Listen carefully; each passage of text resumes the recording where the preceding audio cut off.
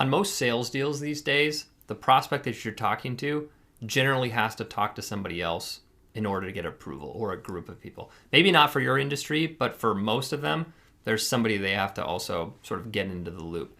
Almost always those people are never on the original call, and setting up another call would be ideal.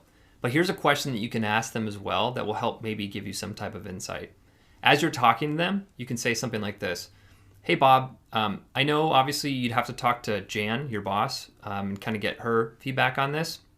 I know you can't speak for her, but I'm sure you know her really well since you guys work so closely together. If she was on this call with us today, what kinds of questions would she have asked so far that we haven't covered? And you have to say it like that, because most of the time sales reps don't ask it at all, or when they do it too simply, and they say something like, what questions do you think Jan would have? The problem is that they might be reluctant to give you a question, or they don't really think much about it. But when you say to them, hey, obviously you can't speak for her, but I'm sure you know her really well. What questions do you think she would have so far that we haven't answered? You're obviously implying that they know their boss really, really well. So this should be a question they should be able to at least give you some type of answer on.